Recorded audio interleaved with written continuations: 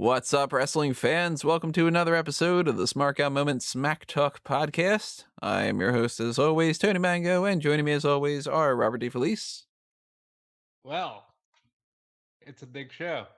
and Callum Wiggins. Well, can't use that now. Oh, Well, I don't know what we shall have to say at the beginning of this. I guess I should say, welp, we're doing something a little bit different here that we didn't plan on doing. We're going to do a somewhat, not live, but just off the cuff edition of Superstar Scores. We had not planned on doing this whatsoever. Our original game plan for this was going to be an episode of Going Over, which is a more generic discussion of just, in this case, it was going to be the road to WrestleMania 37. We were going to talk about how Bobby Lashley won the title on Monday Night Raw, and he didn't. And we were going to talk about, all these big twists and turns that they did, and they didn't. So we're kind of like, shit. And, kind of a saving grace. They announced today that Big Show, Paul Wight, is now part of All Elite Wrestling. So we don't know, obviously, all the ins and outs of what's going on with that. It seems like he is going to not only wrestle, but he is going to be part of the commentary team. He's signed a multi-year deal. Do we know how long that was? I'm assuming No. 5 to 10.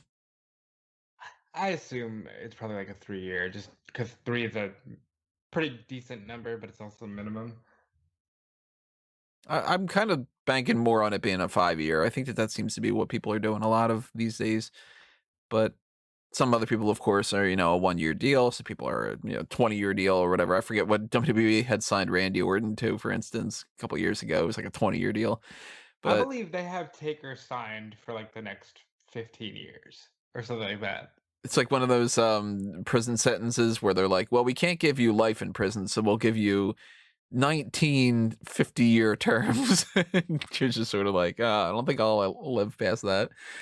But we normally we set up the Superstar Scores ahead of time. We sort out what our ratings are going to be, and since we debated a while about whether or not we thought we should do the Going Over or we should just lump that into some hot tag discussion and some fast lane discussion and kind of roll with the punches on that, surprise, we're doing Superstar Scores. It's a surprise to us too.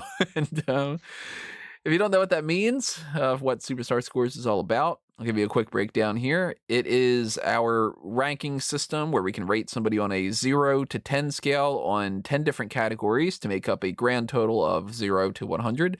Nobody has scored a 0 because it's practically impossible to score a 0 for your overall score. I mean, I think that even like if we did Superstar Scores, Maria Menounos, she wouldn't get a 0 because she at least has she has athleticism beyond a 0. She has charisma beyond a 0. Snooki wouldn't even get a 0. Yeah, so nobody gets a Speak for 0. yourself, bud. I don't know, maybe. We do know, at least with her public relations. We've gotten a variety, though. I think the lowest on my score right now, if I'm looking at my thing, is Buff Bagwell. He has a 46 for me. The lowest for Callum looks like it might be Steve Blackman at 50. That makes sense, yeah. Yeah, I think it's Steve Blackman. And the lowest for Rob right now I'm is pretty sure it's Buff Bagwell as well. a 47 for Buff Bagwell. So as far as the highest goes, the highest that Rob has so far, I'm seeing an 88. No, I see a 90. Who's the 90 for? The 90 is for Chris Jericho.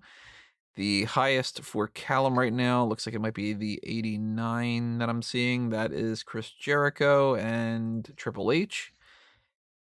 And the highest for me right now is The Undertaker at 92. The highest out of everything that's on this list. So that's kind of a range of where we're at. We've done some before with like AJ Lee, Ultimate Warrior. I have Undertaker at 93.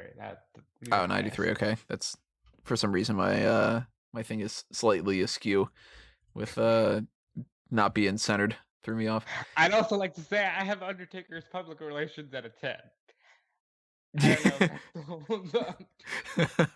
Maybe some things change here and there. And that is, I guess, a thing that changes even when it comes to Paul Wight, because he's not going to be Big Show anymore. So this is Superstar Score's Big Show. That means that we're predominantly focusing on his WWE career. We will factor in his WCW career a little bit because obviously that's still his wrestling career. But since we're doing this before he's shown up on AEW, he's at least not shown up tonight yet because this is about 3 o'clock in the afternoon on Wednesday. So we don't even know if he's going to do anything on AEW that's going to be like a big positive or a negative. That's what we're ranking this based off of. And I'll give you a breakdown of the 10 categories as well. I want you listening to drop your comments below and tell us what your rankings would be for everything that's here and your thoughts on our rankings and everything like that. So go ahead and do that specifically in the YouTube video comments because that's the best way to just kind of keep the interaction going. Obviously, you could send us a tweet at Smark@Moment. You could post something on the Facebook page. You could do some chatting on the Megamaniacs Facebook group. You could post something on the page on smark@moment.com. Different ways to interact, but if you are on the YouTube side of things, double check that you are subscribed. And if you're not, hit that subscribe button, ring the little notification bell, and hit the like button, hit the share button, hit the applause button, hit the join button, which is the same as the Patreon. Go to patreon.com/smarkoutmoment. Hit that up and toss some spare change our way if you want to help us grow. There are different tiers for that, including the dark casts that are Patreon exclusive episodes. Pretty much at some point this month, I'm assuming, we're probably going to do a mock draft for what Callum has set up ahead of time, the Ultimate TNA roster. And maybe we do some other stuff too. There's probably going to be another episode of the Paul Heyman SmackDown podcast on there. But there's also the Pick Your Poison tier. We get to request things. So if you would have been like, man, I really wanted guys to do the Big Show Superstar Scores over the past few years, it's been a running gag. You know, that's always been an option. Could have done it. Now we're getting around to doing it anyway. But, so here is a little thing I want to preface this with. I said before, I normally set up my scores ahead of time, and I didn't because we're doing this on a whim. So this might be a little bit more disjointed with scores bouncing around a little bit here and there. I apologize if that's a little bit confusing, but that's the best we can do, unless you guys want to just wait longer, and I don't think you want to. So I guess here's the breakdown of what we've got for the categories. They are athleticism, psychology, charisma, character, physique, entrance, backstage, behavior, public relations, popularity, and credibility. They're all grouped into umbrella categories as well. So let's just go ahead and do it. Starting off with the ring skills, those are the athleticism and the psychology side of things. Athleticism includes their signature moveset, their finisher, whether or not they botch a lot, just how good they are in the ring. You know, can they run the ropes without getting winded, that kind of stuff. And psychology is more of the storytelling aspect of their matches. Do the matches get boring because they don't know how to keep the crowd interested? Do they sell their injuries, or do they just do what some other people even like a John Cena has done in the past, where it's just sort of like, oh my God, you're working on my knee the whole time, and my leg is beat the crap and whatever, but now I'm just going to run around like an idiot, and it's not a factor whatsoever. How are you guys thinking about as far as Big Show's athleticism and psychology? It's hard to judge athleticism for someone like the Big Show because he's huge, and so he's far more limited in what he can do in certain aspects of it. Obviously, he's got amazing physical strength and power. He can throw people that most people couldn't even lift above their heads, and he can toss them around like nothing. But he can't do high-flying stuff that often, or he can't do anything particularly elaborate or that requires a lot of, I guess, flexibility or dexterity. He's just a giant, but he does the giant stuff really well. So I don't want to penalise for him for the fact that he's a giant. So I feel like we're kind of going to have to. Off the top of my head, I put him, at least for athleticism, at a solid 7 because I think he's very athletic for a man of his size. And through the years, we've seen him actually progress athletically and get into better shape and be able to do more. And we have seen him over the years do a missile drop kick or, take those risks. So he's not going to do ricochet stuff. But people shouldn't expect that of him. So for athleticism, I have him at just like that solid 7. Not great, not poor, just very dependable. Psychology wise, giant psychology sucks. Like no matter who it is, it's always awful. Even Undertaker was at his worst when he had to be the big lumbering Frankenstein monster. But Big Show does it well, and I dare say Big Show's done it the best of any giant in wrestling modern history. So I don't have him at like a 10, but I give him a good 8 because it's above average, but it's not like, oh my God, he's got the best psychology of anybody I've ever seen. I'm thinking about going 7 and 7. Because I'm thinking back to like Big Show used to be able to do drop kicks, and Yeah. I tend to do superstar scores based off of their full range of the best and the worst that they've done and kind of balance it out a little bit. So we've had Big Show not be able to move around a lot, but we've also had Big Show moving around, not quite Keith Lee level, but like way past what, an Andre the Giant did in the past. I do think that he has withstood a much longer career than a lot of people would have potentially given him credit for, too. So I'm thinking athleticism's a 7. I might go down a little bit. I don't know. Based off of the way that some of the other things are, like I gave Goldberg a 6. Big Show's more athletic than Goldberg, I think, in some ways, and I wouldn't go that much higher. I couldn't see him being an 8. If I got like Brock Lesnar at an 8, Big Show can't quite be an 8. So I'm thinking 7 for that. And psychology 7. I mean, I got a lot of 7s and 6s and 8s in psychology. Very few people are Jericho, Undertaker, Foley, and Michaels. Those are the only 10s that I've got. Wow, I have a lot of 10s psychology wise. I got some 9s, like Piper's a 9. Edge I have as a 9. I think that's a byproduct of the fact that we only really do these superstar score lists on people that are actually good. Well, outside of like Could be. Buff Bagwell. He's got a 5. Well, yeah, obviously we have the Buff Bagwell and Steve Blackman, but they're the exceptions, not the rule. Yeah. Although I've got a 5 for Bob Holly, a 5 for Rob Van Dam, 5 for Ultimate Warrior. So he's nowhere near down like the Ultimate Warrior level. But yeah, I don't know, 7 for psychology. Like, 7's good too for anybody who thinks that that's going to be like, oh, why are you crapping on a 7? And 7's, I mean, you're only 3 points away from perfect when it comes to, you're 7 points away from 0. So 7 and 7 for me. I'm locking mine in 7 and 7. What are your final scores? I'm locking mine in at 7 for athleticism, 8 for psychology. So I think I'll echo the athleticism as 7, just because I think that's probably his upper limit. And yeah, like you said, he's done drop kicks in the past. I remember him in WCW occasionally doing nip ups.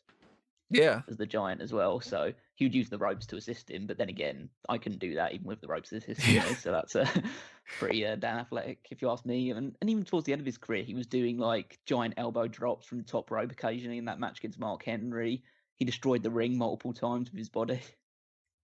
So yeah, and also he's got he mixes things up in terms of his finishes as well. He's always done quite a variety of finishing moves. Although his most recent one is just a punch to the face. What an athletic punch, though. But yeah, I think 7's fair for the Big Show. Psychology, I'm gonna bump it up similar to Rob. I'll go with the 8.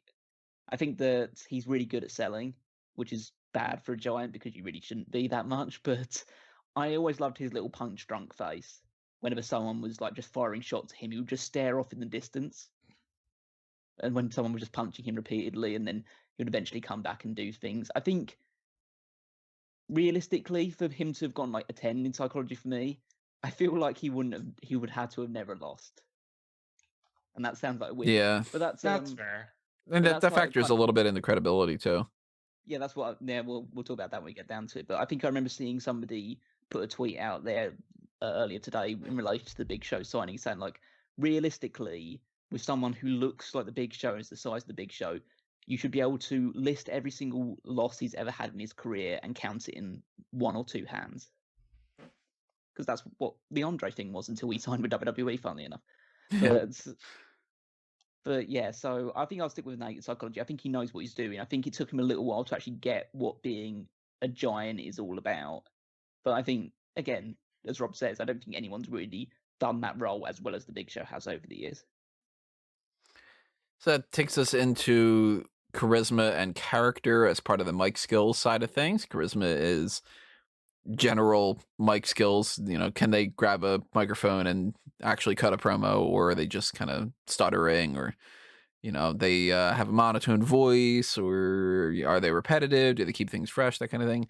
Character is more of their actual persona. Can they pull off beyond a heel and a face, or are they kind of one-dimensional? Are they an interesting gimmick? That sort of things. Like, for instance, my score for Undertaker is a 10 for character, because Undertaker's a great character, and a 10 for charisma for me is somebody like a Rowdy Piper, where you give that guy a microphone, he can spit out a bunch of nonsense, but you're going to listen. I'm leaning towards a 7 or 8 for charisma. I can't imagine going higher than that. I'm thinking more so 7. Character, I'm thinking 6, because Big Show's had so many different ups and downs, and I'm not a big fan of crybaby Big Show. Yeah, I mean, I've had those two numbers written down for my side of things as well. I think charisma is a 7 because he's a very competent talker, but you'd never put him. I can't think of like that standout Big Show promo in my head. And I think you need to at least have that one of those things for it to be an 8 or above.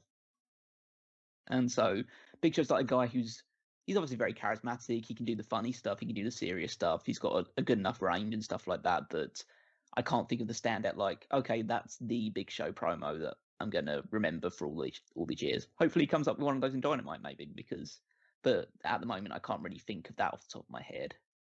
And character, yeah, I would give him a 6 because at his peak, he's an unstoppable giant who just really works as a character. But I think, especially in WWE, they neutered that character that could have been so easy. They just neutered it repeatedly. I mean, he lost a match in WWE within a month of joining. Like, who does that to somebody who's 7 foot tall and 500 pounds? I know it was to Austin, but at least build it up for a pay-per-view or something. Just did it on a random episode of Raw, just had Big Show lose to Steve Austin. Well, what really hinders him, I think, is that heel and face dynamic. Oh, yeah, absolutely as well. Because they Big Show himself has talked about it, where, we can talk about things over and over ad nauseum, and if WWE doesn't see it that way, then that's one thing. But when WWE people make jokes about, for the first time ever, like what Drew McIntyre did, or when they talk about how annoying it is to try to be looking sideways at a monitor backstage because it makes no sense that nobody would ever look at a monitor that way, and it just, you open it up for the shot and whatever. Like, everybody knows about Big Show turning heel and face. Cody Rhodes earlier today. Yeah, I was going to say, to the point where Cody's first reaction to it was, he's great, and, it's my mentor, and he's a damn babyface, I think. Right, because he's probably going to turn heel by the end of today.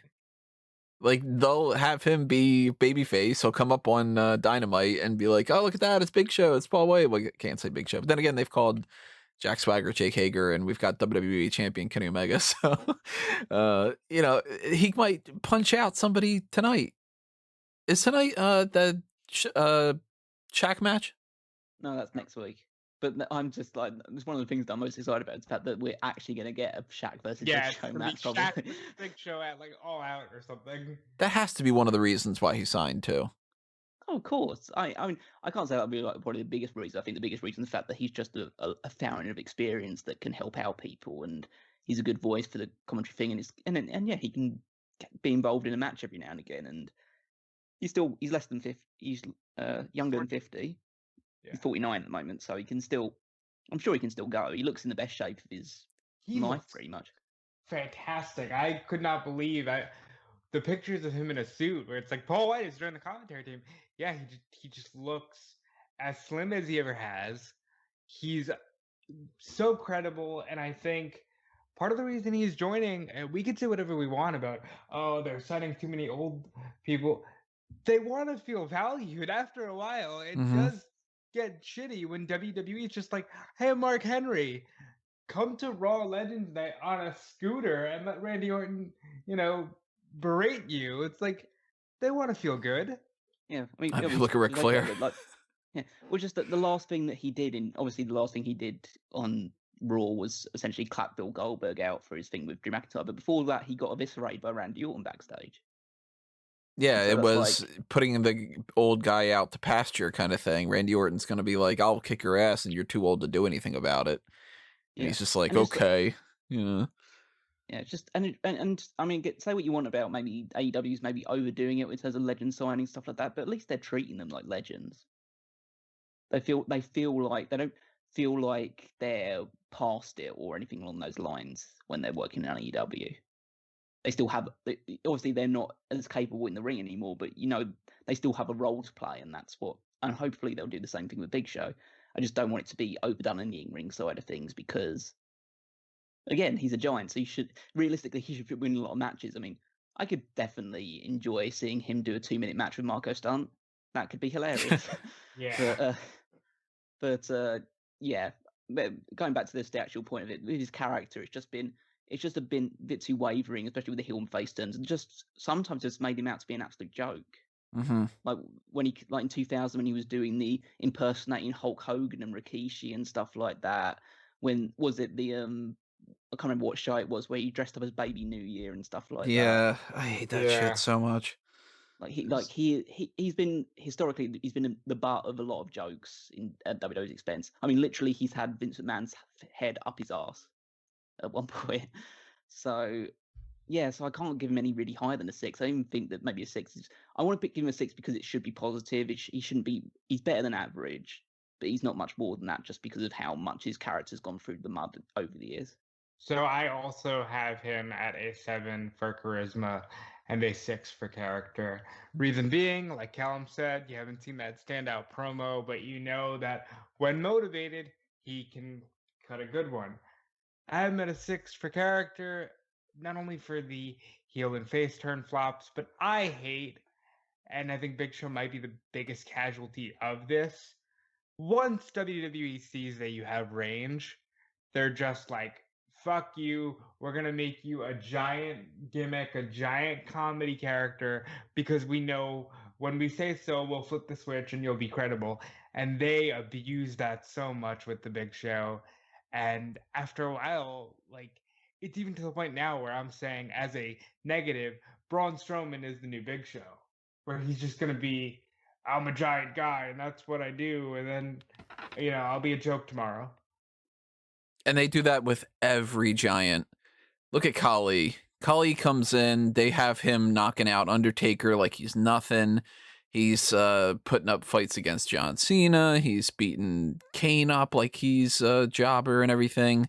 Eventually we get to Natalia's holding his hand to come out to the ring, and they're doing a Kali kiss cam, and he's just this dancing idiot kind of thing.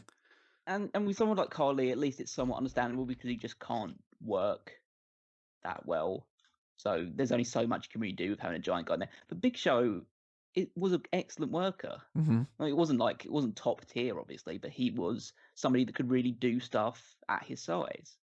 So realistically, you really could have pushed him as like an unstoppable giant. He could have been Andre. Yeah. And they knew that, and that's why he had so many heel turns, because when they needed a credible heel, bam, throw Big Show in there. Yeah, he's the guy that beats Brock Lesnar. He's won championships out of nowhere, where it's just like, Big Show's the champion again? Oh, well, he's a giant, so okay. I mean, I don't know if you know this, Tony, but he main evented WrestleMania last year. Technically speaking, kind of, yeah. It's just yeah. The character though, they don't match up with it all the time. So it's very 50-50. You get Big Show on a good day. Big Show is a total giant, a killer who can beat anybody, including other legends like The Undertaker. And then you get Big Show on another day, and he's getting punked out by people an eighth his He's size. getting slapped by Stephanie McMahon, and what are you gonna cry? You're gonna cry? Like, you know. Do you remember that backstage segment when The Rock came back for Oh, an that's episode of the Raw, best. and he's meets a Big Show backstage and says, "Hey, I heard that the person who was directing the Mummy Returns was looking at the 2000 Royal Rumble that you won. You won, not me, but because I was given the actual win, they decided to cast me as the Scorpion King and not you." And then Big Show starts crying and he breaks a laptop with his bare hands. And The Rock literally goes, "That's your thing. You do that. You break things. Hey, that's so cool.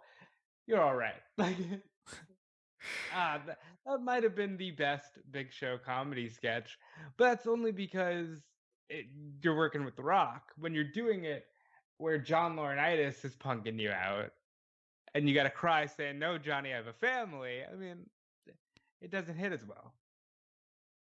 So let's move on to Physique and Entrance. Those are part of the appearance side of things, obviously, and they're pretty self-explanatory. Physique and Entrance. So what do they look like? What's their entrance like? The entrance includes everything, by the way. It's it's the pyro, it's all that stuff. So it's not 100% what they are, but it's the overall package of what their character is. I guess for entrance, I'll say that one. I'm going 7 on that one for right now. I might waver a little bit. I like Big Show's theme a lot. I'm not super into that genre, and I still like that theme a lot. Both versions of it too, because there's the one that's well, and then there's the well. You know which ones I'm talking about. So I like the theme. He's always had pyro. He's a giant, so all he has to do is hold up his hand and just be like, "Ah, I'm a fucking giant." It works for me. It's not the most bombastic, if I'm gonna give like Jericho a 10, Goldberg is a 10, Undertaker's a 10 for entrance. Can't go anywhere close to that. But I've got Shane McMahon at a 6. I think he's above Shane McMahon. I have him at an 8 for entrance. I was gonna originally go with the 7, and then I just thought about he's got one of the top iconic theme songs. Even if you've only watched wrestling once or twice, everybody knows it's the Big Show. Like, that's just one of those things that, along with like If You Smell What the Rock is Cooking, Austin 316, Big Show has that theme. So even though the entrance may be a little plain, I think his theme song alone bumps him up to an 8. I think with entrance, I'd give him a 7. I think it's, again, the theme itself is iconic, and people can just remember it off the top of their head. They completely associate with him now. But beyond that, he's got some nice pyro that goes off when his hands raise up. But it's not really like he just walks to the ring. He gets in the ring. He raises his hand up. He climbs over the top rope. That's impressive. But Hey, other does than that, pyro it's come out when nothing you really that raise your special. hands? Huh? No, I don't. But like, I wouldn't give myself a 7 for entrance either. So it's like, yeah, I don't think I can go any higher than a 7 for that. Everybody, give your entrance scores for Callum in the comments below. But what would the entrance like for some sort of rodeo music? Yeah, I was just gonna say the Cowboy Callum Wiggins entrance. Yeah, shoot a gun off. It's got blanks in it. Don't worry. Although there aren't anybody actually in the crowd right now, so I could come out with a real gun if I wanted to. Physique is a different story. This is gonna be so weird one. Because, I mean, at Big Show at his best, I can't give him a 10, but he's a giant, so you have to use different qualifications here. But then you got people like a Brock Lesnar, huge, much better physique. Ultimate Warrior, big dude, much better physique. And you've got Big Show at times where he was real bad with his weight. But then you're like, he's a fucking giant. So it's like, it's different to me when you've got somebody Big Show's size and they're overweight than when you've got somebody who is like Matt Hardy's size and he packs on the pounds. Yeah, because essentially with Big Show, it's almost, again, to an extent, obviously, he's never gone to Yokozuna levels, but it's like, it's almost the bigger the better, really. Because you want him to be at least a weight where he is mobile and can do stuff in the ring, but you still want him to be big because he's a giant. That's like, you want him to be at that 500-pound level because that's, again, something that's iconic about him. Everyone knows the 7 foot tall, 500 pounds. And yeah, I appreciate the fact now that he's a lot slimmer. He can probably do more stuff, but you can't really, like, if he was that tall, but he was only like, I don't know, 300 pounds, I would almost like that would be a detriment to him for me. He needs to be big. That's his name. He's the Big Show. He can't be the Skinny Show or something like that. The lanky show. Yeah, exactly. So yeah, I really don't know what I'm going to give for this one. Because like, I was like just you say, thinking, what if he was certain Dilsher points- lanky? I was trying not to. I was trying to let it go.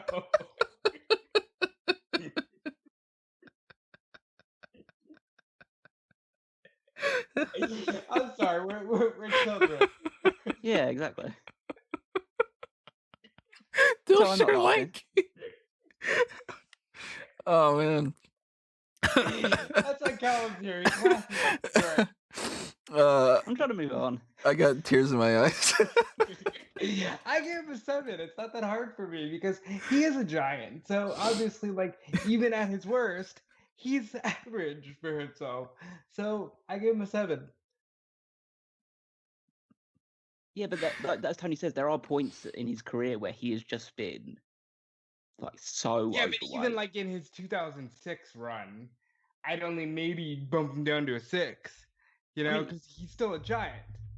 Yeah, but he got so fat at one point that they had to send him back to OVW to like lose the pounds. It's just, I think that realistically, I'll probably will give him a 7 as well, just because again he's a giant, so you do want him to be big at most points. But I feel like sometimes he just let it go too much. See, but I think that whole 2000 thing was kind of spiteful too, because that was the year they had him main event WrestleMania and then be an out and out joke. He probably was just feeling underutilized, you know, and then they decided, oh, well, we're pissed about this, so send him to OVW. Because when he came back, he didn't look much different, you know? I think I'm leaning towards 6.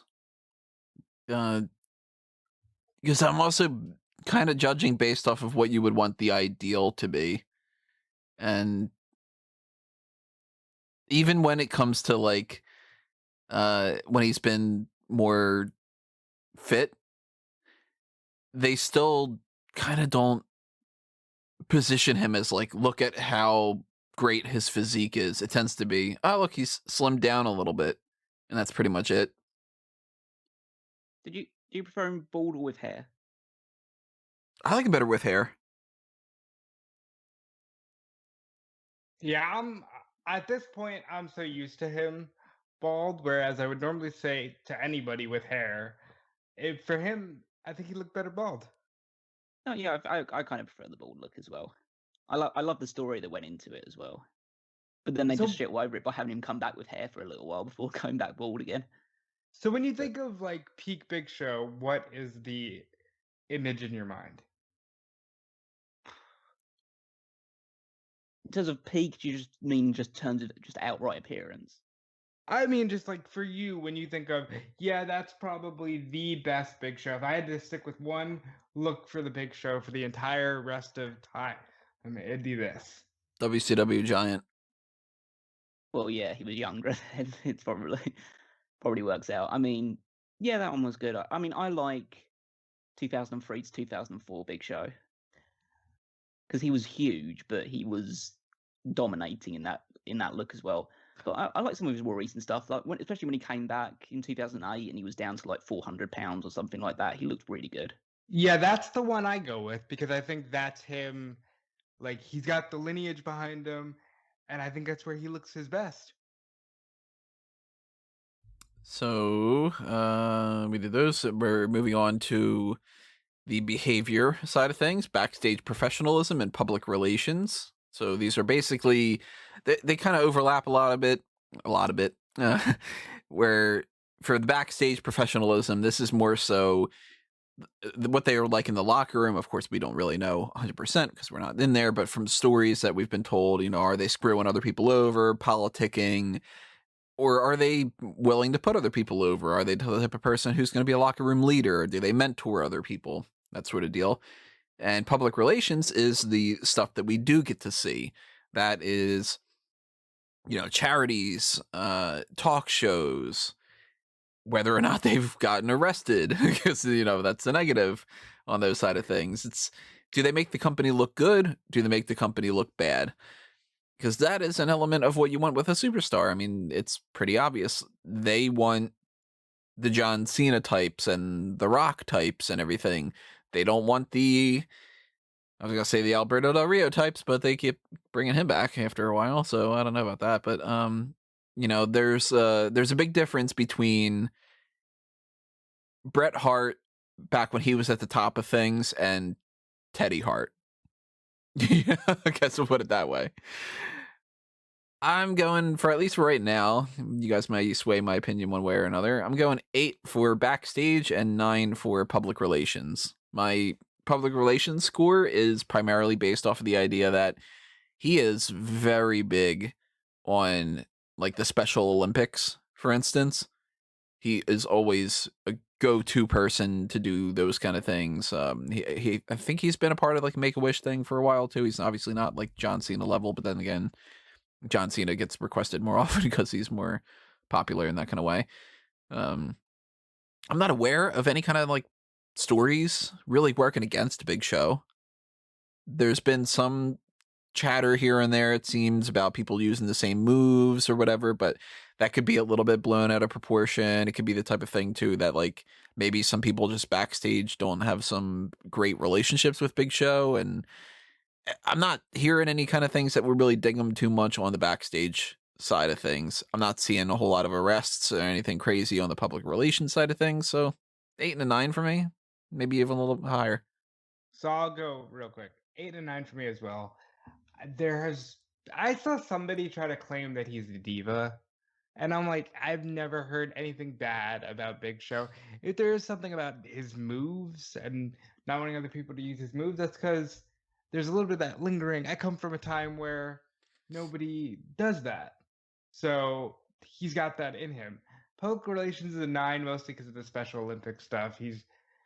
Anybody who's doing that is obviously a decent person to some extent. And are we really going to sit here and say, well, Big Show definitely put a fuss about putting people over? We've already said he's lost a lot. He's lost a match by stepping through a table before, like, And now put that the table person is his over. boss. Yeah. So I'm trying to think a little bit about the backstage side of things, because I'm somewhere at the moment I'm hovering between a 7 and an 8. And that's because for the most part he seems to have been like a locker room leader. He's someone who's very highly respected, obviously, for his huge span of work. But there are 2 periods in particular that really stick out in my mind in terms that could be drawbacks for him, which is towards the end of his WCW run and then at the start of his WWE run. Because was one thing that really caught Big Show out was the fact that he was a pretty heavy smoker back in the days. And obviously everyone has their own choices and stuff like that, but he would come to the ring in WCW smoking and stuff like that. And I think by the time that he was coming to his end of his WCW run, he just didn't care at all. His work was getting really sloppy. He was putting on loads of weight. And yeah, so once he was out of there, he signed a really big contract. He came to WWE and then just didn't hit the ground running in people's expectations for the contract that he was on. And obviously he was still fairly green, so there's that excuse that you could have to it as well. But I feel like, he spoke about it on the Broken Skull Sessions thing that he did with Steve Austin at one point, where he just talks about how he got a lot of heat backstage for hanging out with Public Enemy and all this other stuff that he was doing, like, again, the smoking, the putting on excessive amounts of weight.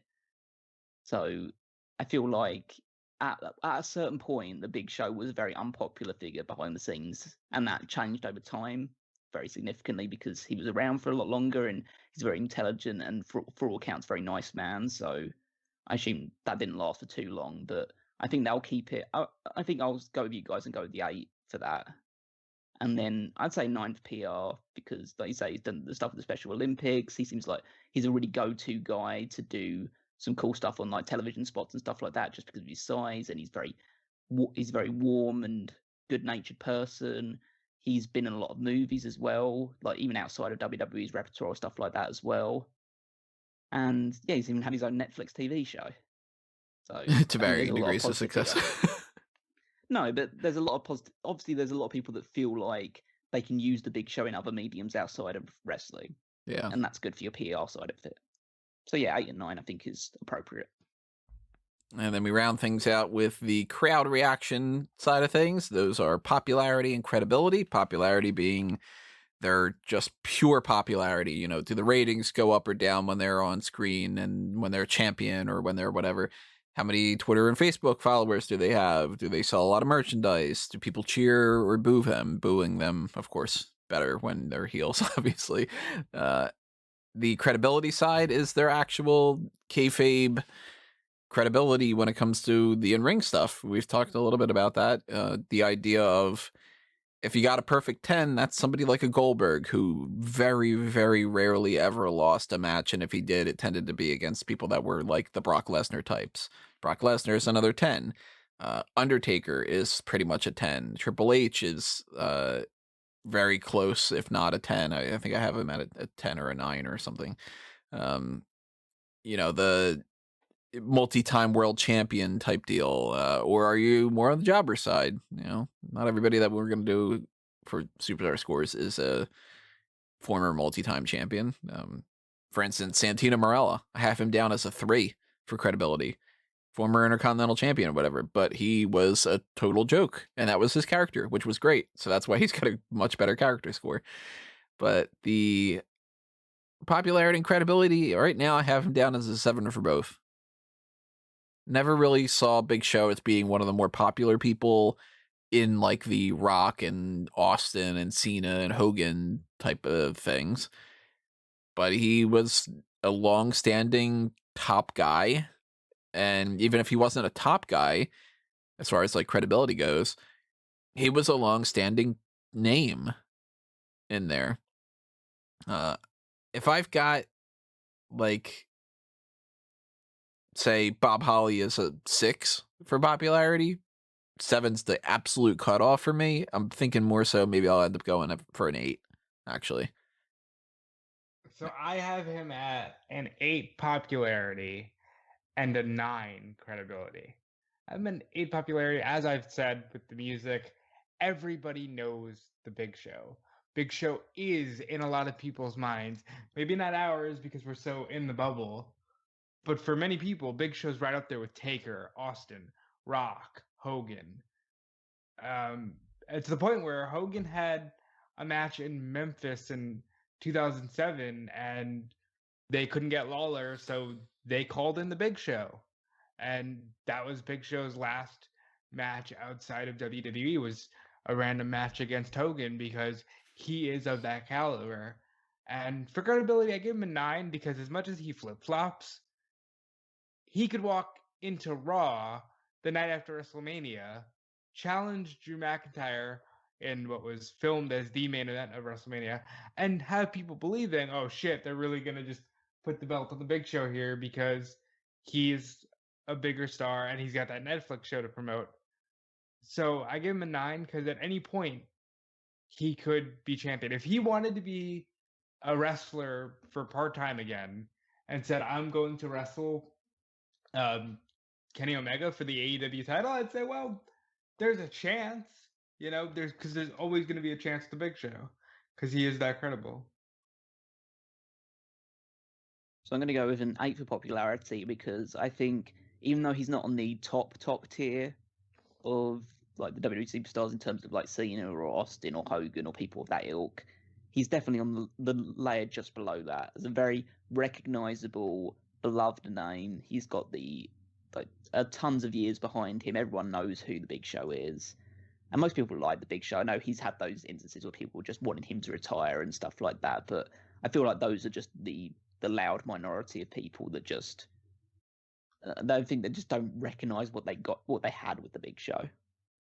So I think I'd give him an 8 for it. He's probably on a similar level to somebody like I said, maybe a Jericho or Rey Mysterio, that sort of level.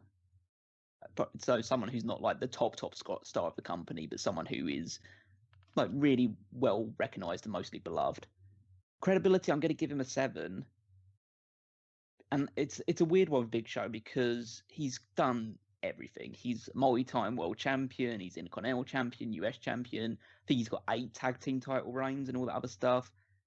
He never won a Royal Rumble, which is like fucking bizarre. Which is stupid. Because he's huge. But I mean, he technically won one, but we don't talk about that. And yeah, but he also got involved in many other match types and stuff like that. So it's not like realistically, if it was anyone other than the Big Show, his credibility would be around about an 8 or a 9 level. But it's the fact it's the Big Show. And that's nothing against him, like it's nothing to do with his heel turns or the way that his character was portrayed or anything like that. But when you're the size of the Big Show and you look like the Big Show and you just have all of those things going for you, to be a 9 or a 10 of credibility, like I said earlier, you should have never lost many matches. You should have lost 1 match per year, maybe. Yeah. For your entire career. And yeah, you could arguably say that you should only be able to count Big Show's losses on one hand because he's just that much of a freak of nature. And again, like Rob says, like you could obviously say that he's got credibility because you could put him in a world championship match at any point in time and it makes sense. But then also I would say, well, I could see him be put in a match with Eddie Kingston and losing. Or I could see him being put in a match with Kofi Kingston. Not to, again, nothing against Kofi Kingston or Dolph Ziggler or somebody like that and losing. Because he has. And he loses a lot. Yeah, because he loses a lot. He did get to the point in his career where it was like, all right, Big Show can be slotted into any world title match, but if he wins, that's going to be shocking. Yeah, as opposed to it being, oh, Big Show's in this match with, like, say, Cena and Edge, where you're like, okay, it's 3 people that could win the match. You're like, all right, well, Big Show's not winning, so either Cena wins or Edge wins, and Cena's probably going to win. That kind of thing. Mm-hmm. Yeah. And then, yeah, and like you say, it's just like, yeah, you could see him be put into any of those matches and it makes sense. But then, like you say, you could put in a match on just a random episode of Raw and SmackDown against a guy that's significantly smaller than him, and you just say, well, I don't know. You could have Big Show lose when that realistically should never, ever happen.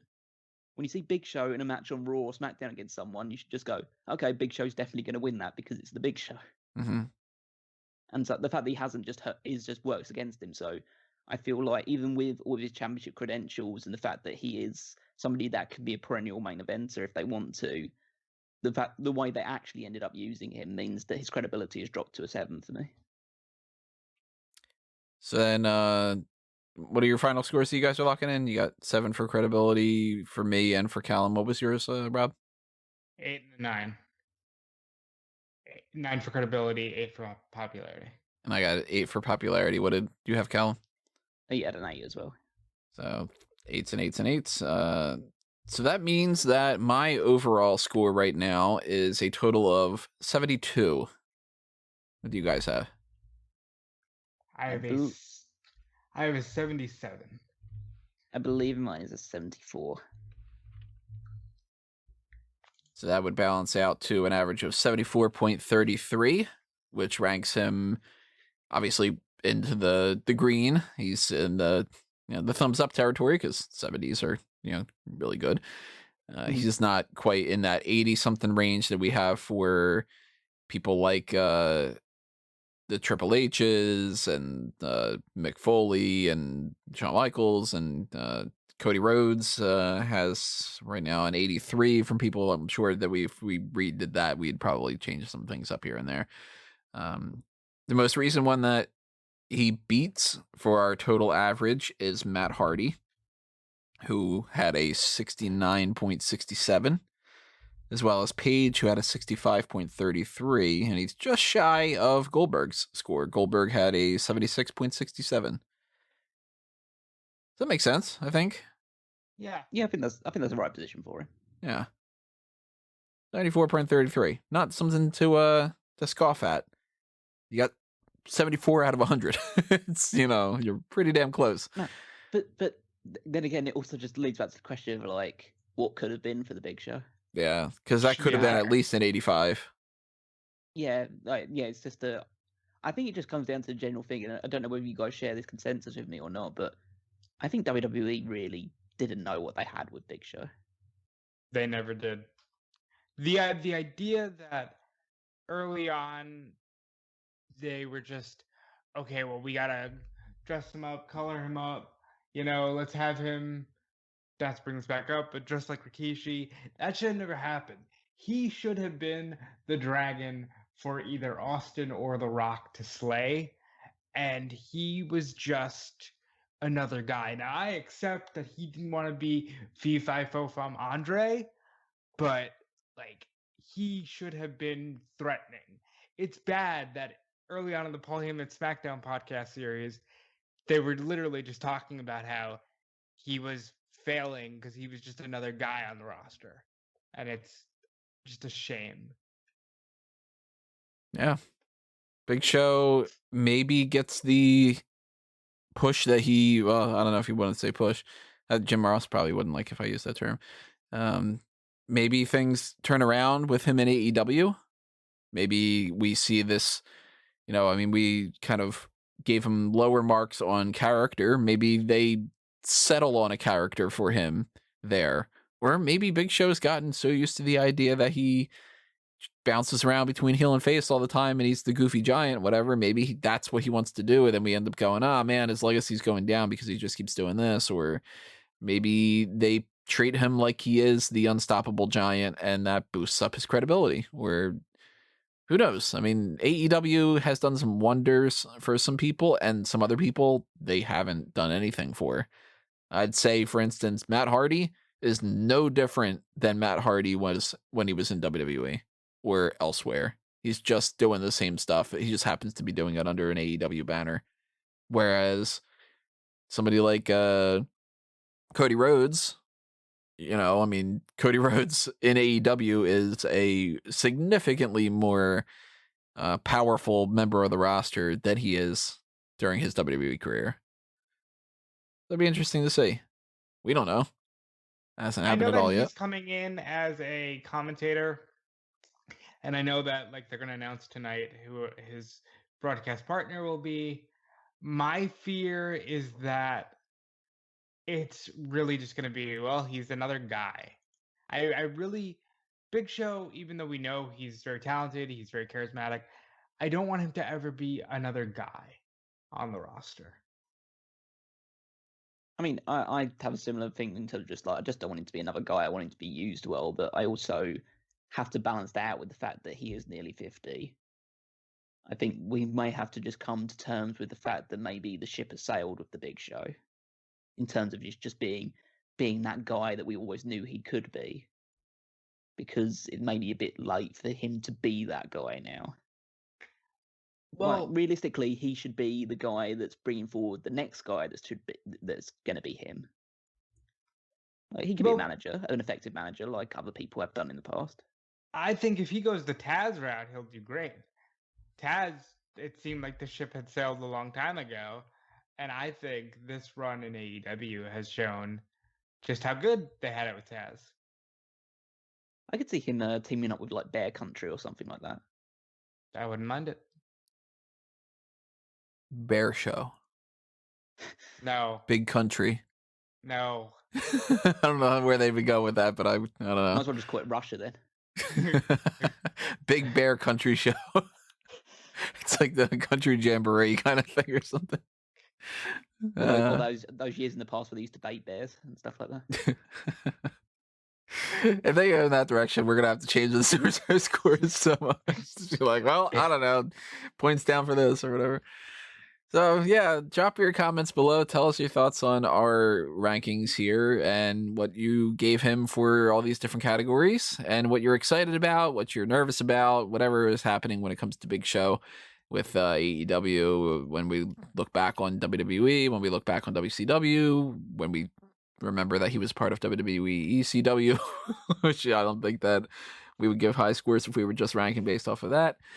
But yeah, another edition of Superstar Scores in the bank, and the only thing left to do is to just go around and toss out some plugs. Not bad for a surprise show, though. I think we handled that very well.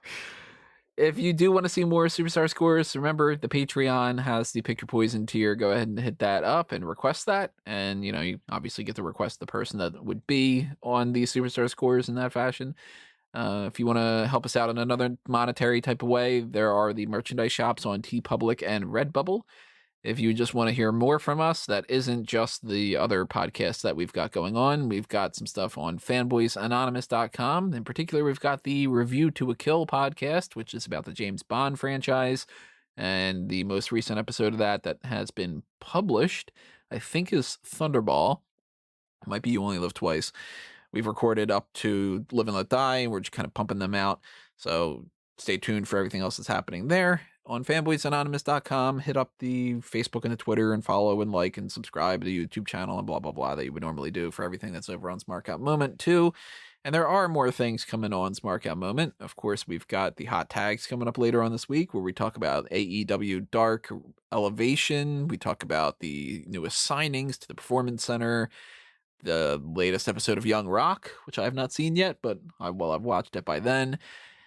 And God knows what else. We'll follow up the Big Show stuff, too, if they change anything up with Big Show, too. There's also going to be another episode of the Paul Heyman SmackDown podcast. What's coming up this week, Callum? So, yeah, this upcoming episode of the Paul Heyman SmackDown podcast is the penultimate episode of the actual main portion of the series. So, February 27th, 2003 edition of SmackDown. It's the follow-up from the No Way Out show. So the main event is going to be a handicap match, just like the show on No Way Out itself. It's going to be Brock Lesnar versus Team Angle, and if he wins, he gets to decide which member of Team Angle he faces in a steel cage the following week. We also see the return of a big superstar to teaming with Chris Benoit against Matt Hardy and Shannon Moore.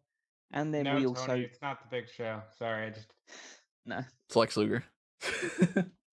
We also see the debut of everybody's favorite Nathan Jones in terms of an actual appearance on the TV itself. And we also find out who's going to be the SmackDown diva who will grace the cover of Playboy in 2003. So all of that and much more to discuss with myself and Rob. So that will be coming up on Saturday. And then other stuff that you can do, you can check out smarkoutmoment.com, read the power rankings and all the other great articles on there as well, and follow me on Twitter at Wigmeister14. Yeah, and you can follow me on Twitter at DudeFelice. Check out everything I'm doing over at Fightful.com. Check out everything Sean is doing at Fightful Select. Check out everything going on at WrestleZone.com. I'm on their SmackDown podcast every Saturday as well. I guess Saturdays are SmackDown days for me. I don't know when that happened, but it's a thing. And outside of that, I just thank you for all your support. I appreciate you guys for still doing this stuff with me, and I'll see you next time. I've got other stuff cooking around. You'll find stuff on eWrestling News. You'll find stuff on Bleacher Report. Just articles popping out of nowhere. Well, they're popping out of my brain. But yeah, follow me at Tony Mango and at a Mango Tree to see whatever else is happening. And I've lost track of whatever other things that I've plugged and haven't plugged. But if you're following stuff, then eventually you'll come across other things. You click around, you'll find shit. Thank you for listening to this edition. Hopefully you enjoyed it, everybody, and we will see you next time. But for now, this has been another Smark Out Moment, and we're being counted out.